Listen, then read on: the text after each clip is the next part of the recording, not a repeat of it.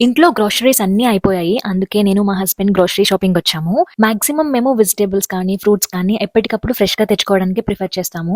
ఎక్కువ బల్క్‌లో తెచ్చేసుకొని ఫ్రిడ్జ్‌లో పెట్టుకోవడం కంటే ఫ్రెష్‌గా తెచ్చుకోవడమే మంచిది కదా!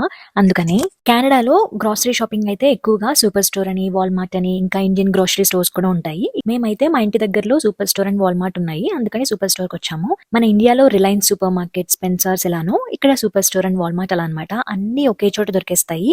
ఒక ఐటెమ్ ఇక్కడ తీసుకొని ఇంకో ఐటెమ్ కోసం ఇంకో చోటుకెళ్ళి అలా ఉండదనమాట. గ్రోసరీస్‌లో మనకి ఏం కావాలన్నా ఇక్కడే ఒకే చోట దొరికేస్తాయన్నమాట. ఏమేం తీసుకోవాలి అనేది నేను ముందే నోట్ చేసి పెట్టుకుంటాను. కమింగ్ వీక్‌కి ఏం కావాలి, ఇంట్లో ఉన్నవి ఏమైనా అయిపోతూ ఉంటే కూడా మనకు తెలుస్తది కదా! అయిపోగానే నేను ఒక నోట్ చేసి పెట్టేసుకుంటా అనమాట. ఈసారి గ్రోసరీ షాపింగ్‌కెళ్ళినప్పుడు ఇవి తీసుకోవాలి అని. అందరూ అలాగే చేస్తారనుకోండి. అలాగే నేను కూడా మర్చిపోకుండా ఉండడానికి నోట్ చేసి పెట్టుకుంటాను. సో దట్ షాపింగ్‌కి వెళ్ళగానే ఆ నోట్స్ తీసి ఒక్కొక్కటి కొనుక్కుంటూ ఉంటా అనమాట. ఇంకా ఫైనల్‌గా బిల్లింగ్ కూడా అయిపోయింది. నెక్స్ట్ వీడియోలో మళ్ళీ కలుద్దాం. వీడియో నచ్చితే సబ్స్క్రైబ్ చేసుకోండి.